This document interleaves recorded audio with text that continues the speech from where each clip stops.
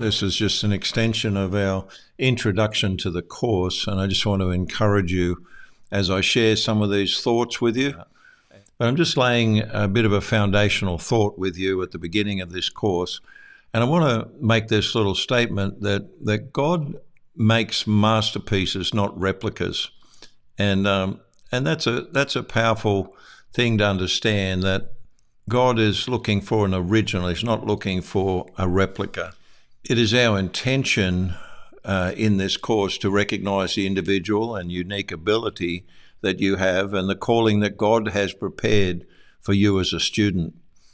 The training in the school of the supernatural ministry will always head towards the individual calling and destiny on the student or the couple. If you happen to be doing this with your wife, I love the fact that many times I've ordained a man and a woman into ministry.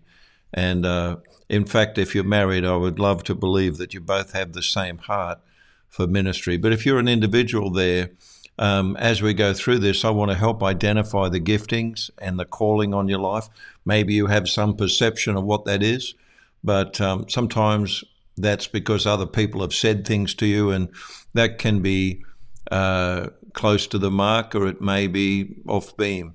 But as we go through, I hope that you can trust me as someone who's caring about you to do this, to help you recognize the gifting and calling on your life. God has a specific call for every individual, and it is not uncommon for God to lead each of us through a progression of ministry works to arrive at our life's work.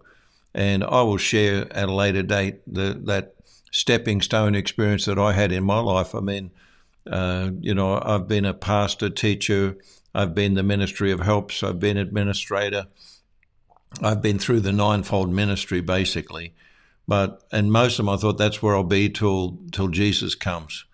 One of my very first jobs was on the overhead projector in the old days, and I put a piece of cardboard on there, and I was an expert at doing that overhead projector. And I thought that was what I'd be doing till Jesus comes back, and yet I've traveled the world and done all that I've done. So God has that specific call for every individual, and it's important that you make sure of your election and calling, the Bible says. It is not uncommon for God to lead each of us through a progression of ministry works to arrive at our life's work. I love this verse or statement, and it was what Jesus said, "For this reason was I born." It is our desire for you to be able to say, "For this reason I was born." When you're in the midst of your work on earth and when you stand before God, I want that to be true, and I want you to hear those words, "Well done, my good and faithful servant." Jesus spoke these very same words when he was right in the midst of his work on earth. Thousands of children of God faithfully serve in some capacity in a church or ministry. Many think and are often led to believe that this is all there is until Jesus returns, as I already said. Others have yet to find a place to serve in the local church and have concentrated most of their Christianity on themselves and their family. That would be the large majority of people that attend a church. Probably the 80+% of people that attend church don't really find a job in church. They attend a church, and they really just take the teachings to use on their own family, their own life, their own workplace. And look, there's nothing evil or wrong about that. But when you stand before God, he's going to ask you these questions like, what did you do to extend my kingdom with what I gave you, what I made available to you?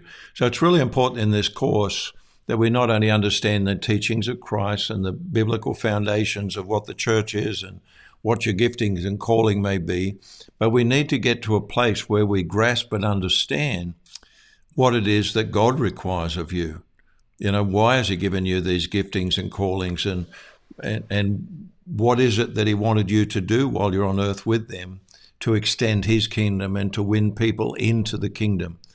I've made this statistic out there. It was someone else's study, but 99% of the professing church, particularly in the Western world, never lead anyone to Jesus in any consistent manner, if at all. and not regularly, even if at all. And very few believers that go to church actually ever heal someone through their hands or have God do that through them. And so there's many things that the Bible calls these supernatural works and works that were prepared for you to do before the creation of the world. And we're going to talk about them a little bit more, and maybe we'll put a few quizzes here and there to just provoke your thoughts as to how much you know about this and whether you've really grasped and understood why God has made this available to you and what he expects of you. God has the right of expectation. Many will be found hiding their talents and light under the covering of their personality and fears. We'll touch on this in the future. The DSMI ministry team want to help students put their light on the lampstand where everyone in the house can be affected by the light. What that means is the gift and ability that God inertly has in you is going to be put where it can benefit others.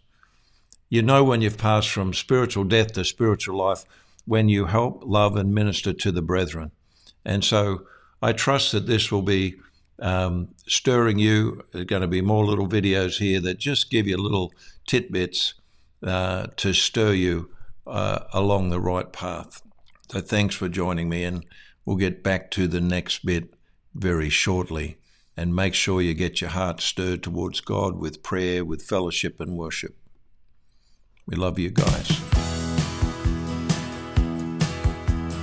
Blessed be the name of my rock, who trains my hands for war, who causes me to walk in his overcoming power forevermore. Proclaim these words to every land, let my people prepare for war. Wake up the mighty men, let all the men become mighty men of war. Come be a people great and strong, the like of which has never been. Pick up the sword, pick up the shield, and become mighty men. Let the weak say I am strong, let the faint say I am renewed. Blow the trumpet in Zion, for I am coming soon. The day of the Lord is at hand, and his camp is very great. For strong is the one who performs his word, and by his word all the earth shall shake. My people shall become a strength, like swift steeds they will run. They will leap the mountain like a flame of fire, like a chariot in the sun. The army of the Lord is great, the army of the Lord of lords. The praises of their mouths will be a shield, and their words will be a sword. Blessed be the name of my rock, who trains my hands for war, who causes me to walk in his overcoming power forevermore. Blessed be the name of my rock, blessed be the name of my shield. Blessed be the Lamb who will open the scroll and loose the seven seals.